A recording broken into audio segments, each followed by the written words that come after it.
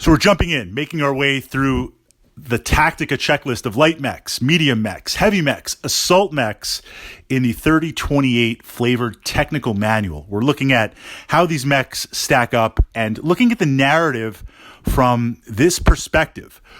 We're jumping in with the Locust.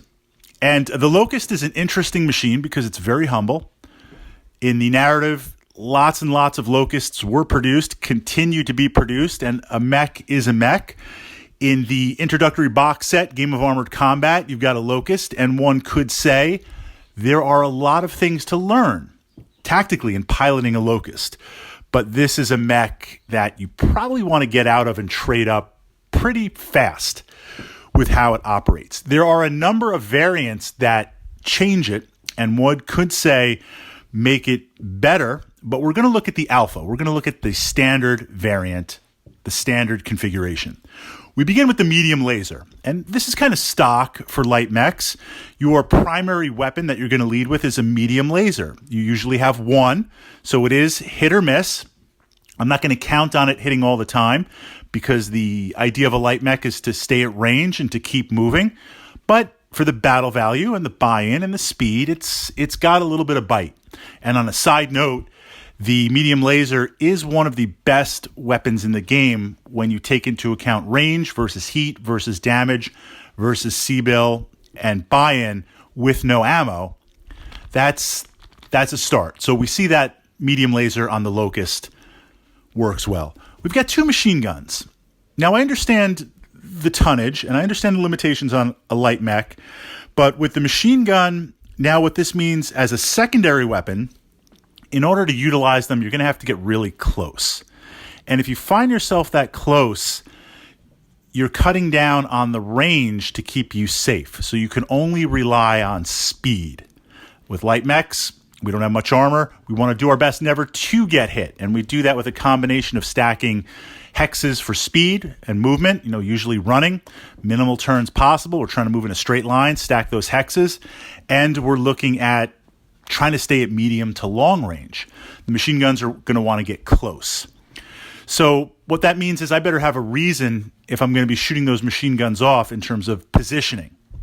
This is not really a machine that is going to attack or want to attack higher class light mechs or even jumping into medium or heavies.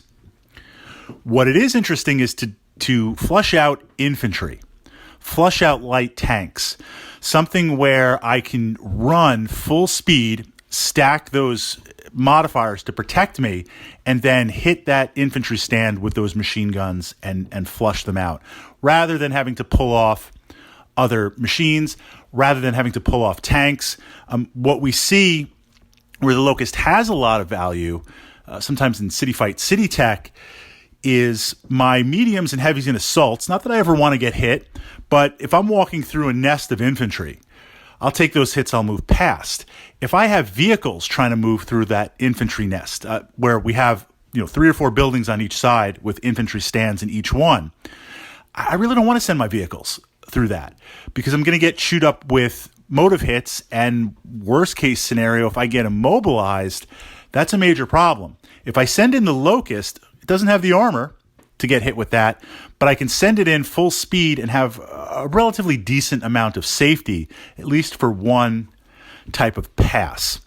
What saves the Locust is the 8-12 movement, 8 walk, 12 run, no jump jets, but in my mind, that's okay.